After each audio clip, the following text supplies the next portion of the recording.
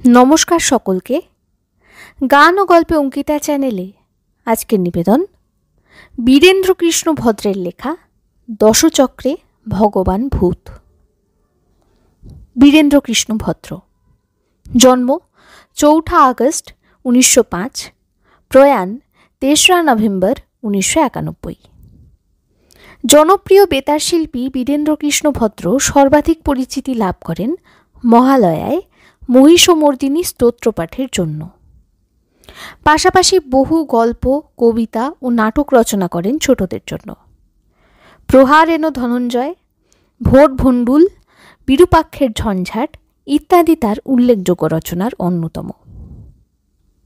শুনে নিন দশচক্রে ভগবান ভূত। 10 জনে মিলে যদি কেউ একটা লোকের পেছনে লাগে তাহলে ফ্যাঁচা খেউ করে তার দফা রফা করে দিতে পারে। তাই একটা প্রবাদ বাক্য আছে, 10 জন চক্রান্ত করে ভগবানকেও ভূত বানানো যায়। সত্যিই এরকম একটা ঘটনা ঘটেছিল। অনেক দিন আগের কথা। সুরুৎপুর বলে একটি রাজ্য ছিল। সেখানে যে কেউ যে কোনো দেশ থেকে এসে ফুরুত ফুরুত করে ওই রাজ্যে ঢুকে পড়ত। ওখানকার সীমান্ত প্রদেশের পাহারাদাররা খুব নজর রাখত বটে, কিন্তু টাকার জোর থাকলে পাজি বদমাইশেরা দিব্যি গোঁফে চাড়া দিতে দিতে ফুরুত করে ঢুকে পড়ত। রাজ্যের যিনি রাজা ছিলেন তার নাম ছিল গুণধর, কিন্তু সে নাম মুছে গিয়েছিল। প্রজারা তার নাম দিয়েছিল গুরুকেশ্বর। তার কারণ তিনি প্রকাণ্ড একটা গড়গড়ায় বিরাট একটা নল লাগিয়ে দিন রাত শুধু গুড়ুক গুড়ুক করে তামাক খেতেন আর ঝিমুতেন।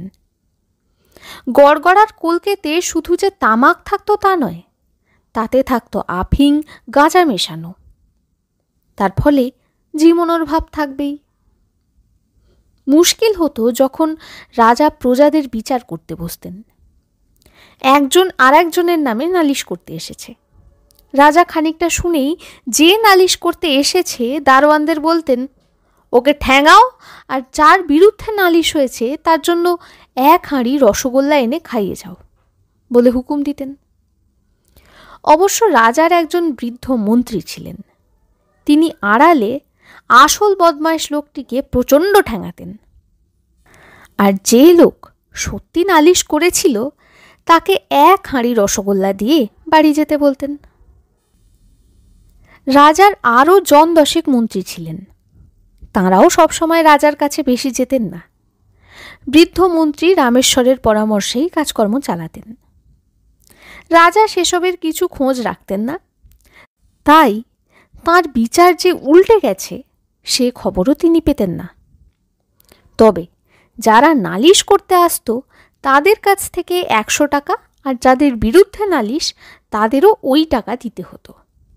তবে সে যদি 200 টাকা দিয়ে যেত তাহলে রাজা সেটা পকেটে পুরেই অপর পক্ষকে ঠ্যাঙাবার আদেশ দিতেন। রাজা গুরুকেশ্বর ঝিমোন আর যাই করুন, টাকাটা খুব বুঝতেন। টাকা পেলেই একটা থলির মধ্যে ফেলে তাকিয়ার নিচে গুজে রাখতেন। রাজাও ঘুষ নিচ্ছেন দেখে সবাই ঘুষ নিতে শুরু করলেন। কেবল বৃদ্ধ মন্ত্রী ও তাঁর সহকারীরা সেরকম ছিলেন না বলে রাজ্যটা কোনো রকমেই বেঁচে গিয়েছিল। বৃদ্ধ মন্ত্রী অনেক সময় চলে যেতে চেয়েছিলেন, কিন্তু গুরুকেশ্বরের বাবা বুড়ো মন্ত্রীমশাইয়ের হাত ধরে নাকি বলেছিলেন, দেখো মন্ত্রী, আমার ছেলেটাকে একটু দেখো, ওকে ছেড়ে চলে যেও না। তিনি সে কথা রেখেছিলেন।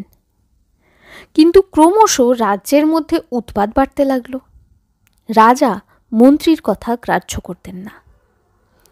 বাইরে থেকে চোর, ডাকাত, ছিনতাই পার্টি সবাই সুরুৎপুরে ঢুকতে শুরু করলে। আর পাড়ায় পাড়ায় মস্তানরা জুলুমবাজি আরম্ভ করলে। আর তাদের বিরুদ্ধে কিছু করতে গেলেও বিপদ, না করলেও তাদের আশকারা বাড়তে থাকে।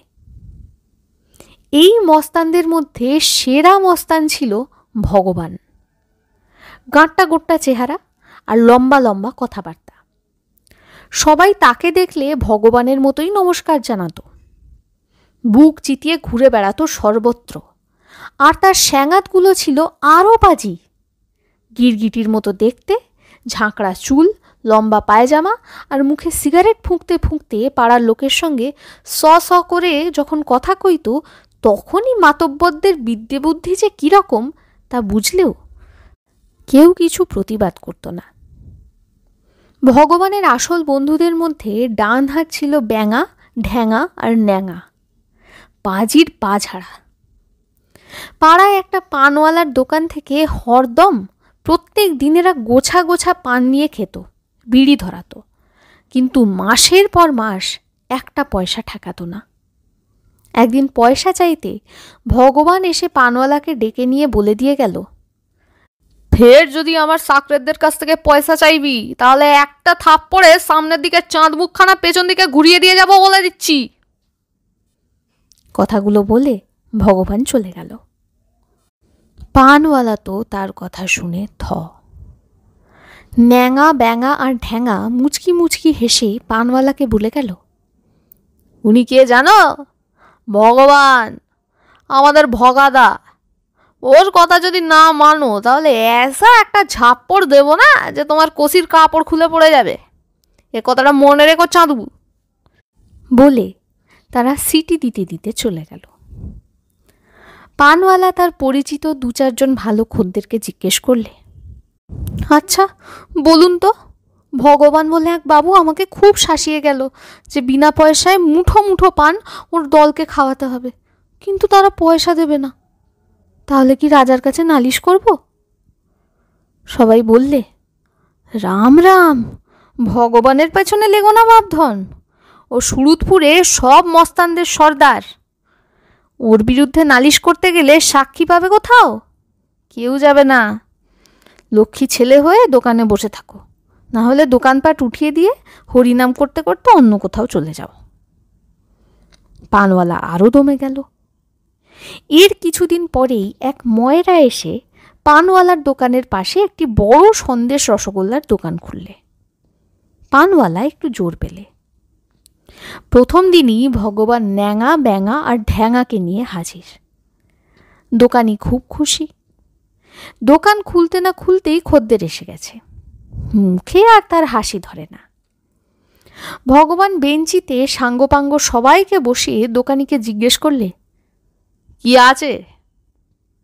দোকানি নিজে তাড়াতাড়ি এসে বিনীতভাবে বলে উঠল, আগে খাবার অনেক রকমের আছে বই কি, বরফি সন্দেশ, কাঁচাগোল্লা, রসমাধুরি, গোলাপজাম, কালোজাম, আবার খাবো সন্দেশ, পান্তুয়া, জিভে গজা, রাজভোগ, ক্ষীরকদম্ব, পেঁড়া, দই সব আছে। যা খেতে চাইবেন তাই পাবেন এখানে। সব টাটকা তো? আগে আজ তো সবে দোকান খুললুম, আমার ভাগ্যি আপনারা বউনি করতে এসেছেন প্রথম। সবচেয়ে ভালো জিনিস দিচ্ছি, কি কি দেব বলুন? ভগবান গম্ভীরভাবে বললে, সব মিষ্টি আর 4টে করে দাও দেখি, একটু চেখে দেখি। সঙ্গে সঙ্গে 4টে বড় শাল পাতা পড়ে গেল। বড় বড় ভাঁড়ে গোলাপ জলের গন্ধ মেশানো জল একটা ছোকরা সকলকে দিয়ে গেল। তারপর সব রকম মিষ্টি নিয়ে আরও 2-3টি ছোকরা ওদের পাতে ঢালতে লাগলো, আর ওরা গবাগব খেতে শুরু করে দিল। দোকানি নিজেই হাত কচলাতে কচলাতে মাঝে মাঝে বলতে লাগলো, কোনটা বেশি ভালো লাগছে বলুন, আরও 4টে করে তাহলে দিই। ভগবান চালের ওপরে বলে দিল, ওই রাজভোগ 4টে করে, আর ওই আবার খাবো 4টে করে দিয়ে যাও। যে আজ্ঞে বলে দোকানি স্বয়ং সেগুলো পাতে দিয়ে গেল। দোকানির আনন্দ আর ধরে না। প্রথম বউনির দিন 30-40 টাকার মাল বিক্রি হয়ে গেল। হে কি সোজা কথা। খাওয়া দাওয়া শেষ করেই ভগবান আর তার শ্যাঙাতরা পানের দোকানে দাঁড়িয়ে অর্ডার দিলে, এই 4টে করে বেশ ভালো মশলাপাতি দিয়ে পান বানাও তো। পানওয়ালা এদের জানত, তাই নীরবে হুকুম তামিল করল। ওদিকে মিষ্টিওয়ালা একটা কাগজে 40 টাকার ফর্দ নিয়ে বাবুদের কাছে দাঁড়াতেই ভগবান ভ্রু কুঞ্চিত করে বলে উঠল, দেখ এ আবার কি? দোকানি হাত কচলাতে কচলাতে বলে উঠল, আগে মিষ্টির দামটা। ভগবান চিৎকার করে বলে উঠল, মিষ্টির দাম? গলা কিটকিট করছে, গা গুলোচ্ছে শুধু। চিনির ডেলা পাকিয়ে মিষ্টি বানিয়ে আমাদের খাইয়েছ, চালাকি! ভাগিয়ে আসে। আর বেশি কথা কইলে না, এমন একটা লাথি ঝাড়বো যে তুমি তার ঝাপটে কাজ হয়ে 3 মাস বিছানায় শুয়ে থাকবে। আমাকে চেনো না, আমার নাম ভগবান। মিষ্টিওয়ালা থ হয়ে দাঁড়িয়ে গেল। ওরা পান খেতে খেতে চলে গেল। পানওয়ালা দোকানিকে পরামর্শ দিলে, তুমি ভরসা করে রাজার কাছে নালিশ করো, আমি সাক্ষী দেব। সন্দেশওয়ালা তখন মনে একটু জোর পেয়েই পরদিন মহারাজ গুরুকেশ্বরের কাছে সকালবেলা গিয়ে নালিশ জানালে। গুরুকেশ্বর সকালবেলা তখন সবে রাজদরবারে বসেছেন। এমন সময় করজোড়ে সন্দেশওয়ালা জানালে যে পরশুদিন এক খদ্দের আমার দোকানে সন্দেশ রসগোল্লা খেয়ে 1 পয়সা না দিয়েও চলে গেছে। সন্দেশ খেয়ে চলে গেছে শুনেই রাজামশাই হে হে করে হেসেই অস্থির। লোককে সন্দেশ খাইয়েছ, খুব ভালো কাজ করেছ। তার দাম দেবে কি? সন্দেশ ভালো ছিল না খারাপ ছিল? সন্দেশওয়ালা বললে, আগে হুজুর, খুব ভালো ছিল, গান্ডে পিণ্ডে খেয়েছে, দামি সন্দেশ খেয়েও পয়সা দেয়নি। রাজা বললে, লোকটা কে? দোকানি বললে, আগে ভগবান। খেপে উঠে রাজামশাই বলে উঠলেন, হ্যাঁ, ভগবানের বিরুদ্ধে তুমি নালিশ করতে এসেছ? এত বড় তোমার আসপর্দা, তোমায় শুলে দেব। সন্দেশওয়ালা তো কেঁপে মরে। তখন বৃদ্ধ মন্ত্রী বলে উঠলেন, না মহারাজ, সে আসল ভগবান নয়, সে ভগবান মানুষ। মানুষ আবার ভগবান হয় নাকি? তাকে নিয়ে এসো কালকে আমার কাছে। পরে তিনি বৃদ্ধ মন্ত্রী তাকে গ্রেপ্তার করে নিয়ে এলেন। গুরুকেশ্বর ভগবানকে দেখে বলে উঠলেন, হ্যাঁ, তোমার নাম ভগবান হলো কি করে? ভগবান বললে, আগে আমার বাপ মা ভগবানকে রোজ ডাকতেন বলে আমি ওদের কাছে চলে এসেছি, একদিন তো স্বর্গে ছিলুম। রাজা এ কথা শুনে খুব খুশি। ও, আমার কি ভাগ্য তোমার দেখা পেয়ে গেলুম। তুমি বাপু আমার কাছে থেকো, কে কে ফাঁকি দিচ্ছে তুমি ধরবে। এই সন্দেশওয়ালাটা তাহলে মিছিমিছি তোমার নামে নালিশ করেছে, তাই না? আগে না, নালিশ ঠিক করেছে, আমি পয়সা দিইনি কেন শুনুন। ও সমস্ত পচা ছানা দিয়ে সন্দেশ বানিয়েছিল, আর আমি আমার বন্ধুরা খেয়ে বমি করে ফেললুম, তাই দাম দিইনি। বটে, ভগবানকে বাজে সন্দেশ দেওয়া, ব্যাটাকে শুলে দাও। সন্দেশওয়ালা তো থরথর করে কাঁপছে। তখন ভগবান রাজাকে বললে, মহারাজ, শুলে দেওয়ার দরকার নেই, আমি এখনই চুলের মুঠি ধরে বার করে দিচ্ছি, তাহলেই আর ভবিষ্যতে পচা ছানা দিয়ে মিষ্টি করবে না। বলে সত্যি তাকে ওভাবে বার করে দিল। এরপর থেকে ভগবানের প্রতাপ ভীষণ বেড়ে গেল। বেয়ারা চাকরদের খুঁত বার করে সে যখন তখন সবাইকে ঠ্যাঙাতে লাগলো। সকলের চোটে অস্থির, কিন্তু ভগবানের উপর রাজামশাইয়ের গদগদ ভাব আছে বলে মন্ত্রীরা খুব সতর্ক হয়ে চলতেন। এমনকি বৃদ্ধ মন্ত্রীমশাই পর্যন্ত ভয়ে কম্পমান। ভগবান মন্ত্রিত্ব না পেয়েও সবার ওপরে। সে যা বলে রাজামশাই তখনই বলে ওঠেন, ঠিক বলেছ। একদিন এক ব্যাপারে একজন মন্ত্রী তার অন্যায় কথার প্রতিবাদ করাতে ভগবান রাজামশাইকে বলে তাকে তাড়ালেন। বৃদ্ধ মন্ত্রী মহা চটে গেলেন, কিন্তু কিছু বললেন না। ভগবান বুঝলে যে বৃদ্ধ মন্ত্রীটা তার উপর চটেছেন, তাকে অপমান করে তাড়াতে হবে।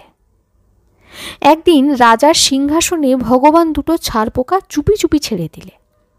রাজামশাই সিংহাসনে বসতেই, ওরে বাপরে, কি কামড়াচ্ছে রে! ভগবান দৌড়ে ছুটে এসে বললে, মহারাজ, দাঁড়ান, দেখছি দেখছি। একবার উঠুন তো, কাঁকড়া বিছে কামড়ালে নাকি? হ্যাঁ, বিছে সিংহাসনে এলো কি করে? ভগবান রাজামশাইকে উঠিয়ে বলে উঠল, না না, বিছে নয় মহারাজ, 2টো ছাড় পোকা আপনাকে কামড়ে দিয়েছে, এই দেখুন। বলে দুটো ছাড় পোকাকে টিপে মেরে ফেললে। রাজা ক্ষেপে অস্থির। এখানে ছাড় পোকা এলো কি করে? যে বেটা ঝাড়পোঁছ করে সে বেটাকে আমি কোতল করব। এখানে ছাড় পোকা আজ এলো কোত্থেকে? ভগবান বললে, আমার মনে হয় আপনার ওই বৃদ্ধ মন্ত্রীমশাই দাড়ি নেড়ে নেড়ে সিংহাসনের পাশ থেকে এই যে কথা কন তো, তাই ওর দাড়ি থেকে হয়তো কোনো ফাঁকে ছাড় পোকা ঝরে পড়েছে, উনি তা বুঝতে পারেননি বোধ হয়। বৃদ্ধ মন্ত্রী এ কথা শুনে রেগে কাঁই। চিৎকার করে তিনি বলে উঠলেন, থামো, বড্ড বার বেড়েছে তোমার। আমার দাড়িতে ছাড় পোকারা বাসা বাঁধে? ভগবান মহারাজকে করজোড়ে বলে উঠল, দেখুন মহারাজ, আপনার সামনে উনি চোপা করছেন। আমি অন্যায্য কথা বলিনি। উনি জন্মে দাড়ি আঁচড়ান না, ক্রমশ সেটা বেড়ে চলেছে। এরপরে মাটিতে ঠেকলে হয়তো নেংটি ইঁদুর ঢুকে পড়ে। হঠাৎ দাড়ির জঙ্গল থেকে লাফিয়ে উঠে আপনার নাকটা যদি খাবলিয়ে দিত। তাই আমি ছাড় পোকা দাড়ি থেকেই ঝরেছে অনুমান করে আপনাকে জানিয়েছি। তো দোষটা কি হয়েছে বলুন তো? মহারাজ গুরুকেশ্বর তামাকের নলটা মুখ থেকে নামিয়ে ঘাড় নেড়ে বলে উঠলেন, ঠিক বলেছ, অন্যায় বলনি। নাপ থেকে ডেকে আগে ওই বুড়োটার দাড়ি কামিয়ে দাও তো। বৃদ্ধ মন্ত্রী অপমানিত হয়ে তখন একেবারে রাগে কথা কইতে পারলেন না। ইতিমধ্যে ভগবান নাপিত ডেকে বৃদ্ধ মন্ত্রীর দীর্ঘদিনের দাড়ি কামিয়ে চেহারাই পাল্টে দিল। মহারাজ হেসে বললেন, ওহ, বাঁচলাম বাবা, ভগবান ঠিক কথাই বলেছে। ওই দাড়ি আরো বাড়লে হয়তো সত্যিই ওই দাড়ির ঝোপে ইঁদুর বাসা বাঁধত। বৃদ্ধ মন্ত্রীর এই লাঞ্ছনা হতে রাজবাড়ির সবাই খেপে গেল। বৃদ্ধ মন্ত্রী কাজে ইস্তফা দিয়েও চলে গেলেন। তখন গুরুকেশ্বর বললেন, ভগবান, তোমাকে আমি বড় মন্ত্রী করব, রাজ্য চালাতে পারবে তো? ভগবান হেসে বললে, আগে আমার নাম ভগবান, আসল ভগবানের চেয়ে আমার কায়দা উল্টো। আপনি পরের মাসে সব মন্ত্রীগুলোকে ভাগান। আমার হাতে ভালো লোক আছে, তারা আপনার রাজ্যের আয় বাড়িয়ে দেবে। রাজা সঙ্গে সঙ্গে বললেন, হা, কাল এনো তাদের। ভগবান ঠিক করে ফেললে, ন্যাঙা ব্যাঙা আর ঢ্যাঙা এদের এনে একদিন এই বোকা রাজাটাকেও তাড়িয়ে আমি সিংহাসনে বসে যাব। কিন্তু ইতিমধ্যে ভগবান বুঝতে পারেনি যে সমস্ত মন্ত্রীরা, সেনাপতিরা, রাজবাড়ির প্রহরীরা ভগবানকে আর রাজবাড়িতে ঢুকতে দেবে না। পরের দিন ন্যাঙা ব্যাঙা আর ঢ্যাঙাকে নিয়ে পান চিবুতে চিবোতে রাজবাড়ির দরজায় ঢুকতে যাবে, এমন সময়ে পাহারাদাররা ন্যাঙা ব্যাঙা আর ঢ্যাঙাকে এমন মার মারলে যে তিনটেই সঙ্গে সঙ্গে রাস্তায় শুয়ে গড়াতে গড়াতে প্রায় খানায় পড়ে মরে আর কি। কিন্তু মস্তান ভগবান ওই কাণ্ড দেখে পাই পাই করে কোথায় যে দৌড় দিলে তার ঠিকানা পাওয়া গেল না। ঠিক সেই সময় সেনাপতি মশাই আসছিলেন। হঠাৎ ভগবানকে ছুটতে দেখেই জুতো শুদ্ধ ক্যাঁত করে তাকে একটি লাথি হাঁকড়ালেন। ভগবান সামারসল্ট খেতে খেতে একটা পুকুরে গিয়ে ছিটকে পড়ল। সেনাপতি চলে গেলেন। ভগবান ভয়ে পুকুরটা সাঁতরে একটা তাল গাছের ওপর চড়ে বসে রইল 3 দিন। বুঝলে, ব্যাপার বেগতিক। রাজবাড়িতে কান্না উঠল, তারস্বরে সবাই কাঁদতে শুরু করে দিল। সবাই কাঁদতে কাঁদতে রাজামশাইয়ের কাছে গিয়ে বলতে শুরু করলো, হায় হায়, ভগবান শেষে পুকুরে ডুবে অপঘাতে মারা গেল মহারাজ। গুরুকেশ্বর এ কথা শুনে মাথায় হাত দিয়ে কাঁদতে লাগলেন। কিছুক্ষণ পরে বললেন, কোন পুকুরে ডুবে গেল? চলো দেখে আসি। সবাই বললে, আগে মহারাজ, কোন পুকুরে ঠিক বলতে পারছি না, তবে রাস্তায় সবাই বলা বলি করছিল, আহা, ভগবান কাল রাত্রিতে ডুবে গেছিল, তাকে তুলে ভোর রাতে শ্মশানে পুড়িয়ে ফেলেছে। রাজা বললেন, এ তো আশ্চর্য কথা, যখন সে ডুবে গেল তখন কেউ আমায় একটু জানালো না। চলো তো জায়গাটা দেখে আসি। বলে পাত্র মিত্র মন্ত্রীদের নিয়ে নিজে পালকিতে বসে সেই পুকুরের দিকে চললেন। হঠাৎ তালগাছের উপর থেকে ভগবান রাজা আসছে দেখে উল্লসিত হয়ে উঠে চিৎকার করে বলে উঠল, মহারাজ, মহারাজ, আমি ভগবান, এখানে বসে আছি। মহারাজ মুখ তুলে চাইতেই পালকি বেহারারা, মন্ত্রীরা ঠক ঠক করে কাঁপতে কাঁপতে বলে উঠল, হুজুর চলুন, ও মরে ভূত হয়ে এখন তালগাছে বসে আছে। আপনি কাছে এলেই হয়তো সস্বর করে নেমে আপনার কাঁধে চেপে বসবে। বলো কি, ভগবান শেষে ভূত হয়ে গেল? মন্ত্রীরা চিৎকার করে বলে উঠল, আজ্ঞে হ্যাঁ, অপঘাতে মরেছে তো। রাজা বললেন, সত্যিই তো, সন্ধ্যের অন্ধকারে আর এখানে থাকা সুবিধার নয়, তাড়াতাড়ি পালকি নিয়ে ছোট। পালকিওয়ালারা ছুটে তাকে নিয়ে রাজবাড়িতে নিয়ে পৌঁছে দিলে। দেখা গেল রাজার জামা কাপড় সব ঘামে ভিজে গেছে। পালকির ওপরে চড়ে আর নামতে পারছেন না, ঠক ঠক করে পা কাঁপছে। তাকে চ্যাংদোলা করিয়ে বাড়ির সবাই নিয়ে গেল। রাজার এত ভয় জন্মে গেল যে ভগবানের নাম করলেই চোপড়াও বলে তিনি চিৎকার করে উঠতেন। দশচক্রে পড়ে ভগবানও ভূত হয়ে গেল। ও দেশে তার আর টিকি দেখা গেল না। শুনছিলেন বীরেন্দ্রকৃষ্ণ ভদ্রের লেখা দশচক্রে ভগবান ভূত। ভালো লাগলে লাইক, কমেন্ট, শেয়ার এবং সাবস্ক্রাইব করবেন। ভালো থাকবেন।